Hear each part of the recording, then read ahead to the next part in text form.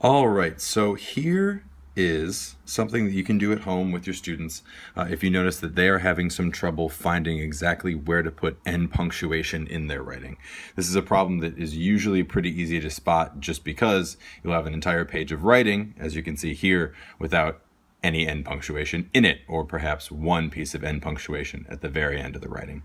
So I try to reduce the amount of grammar jargon that I'm using when I'm coaching kids, because if you understand the concepts, you don't really need to memorize all the vocabulary, or the vocabulary can come later.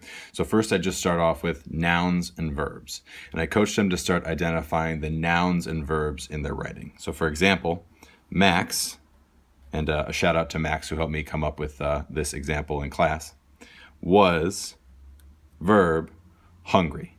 You've got a noun, you've got a verb, and you've got something to make that sentence make sense. When you've got all three of those things, that's where you put in your end punctuation. Max was hungry.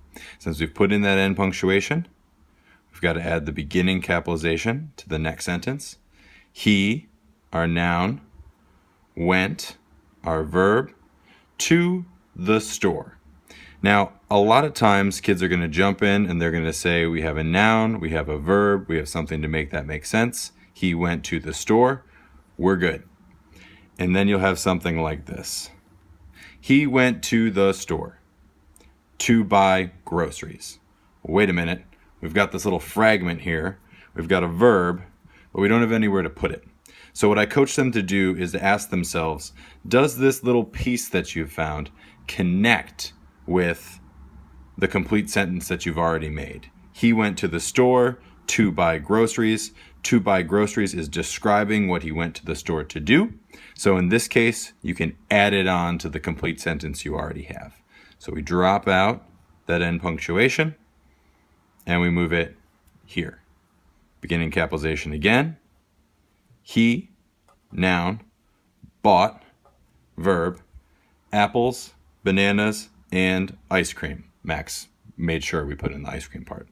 We've got our noun, we've got our verb, add in the end punctuation.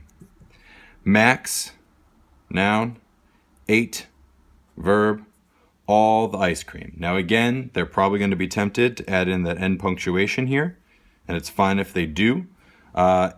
You just have to bring their attention back to, we have this piece here, as soon as he got home, can't sit there by itself. So you ask, does this connect to the complete sentence in front of it? Max ate all the ice cream. As soon as he got home, it's telling you when Max ate all the ice cream. So it connects, and you can drop out that piece of end punctuation and instead move it to the end. This last part is really important because otherwise you're going to end up with students that just have these really basic sentences. You end up with Max was hungry, he went to the store, and there's just no variety in the writing. So it's an important next step. And this really is a strategy more than a rule.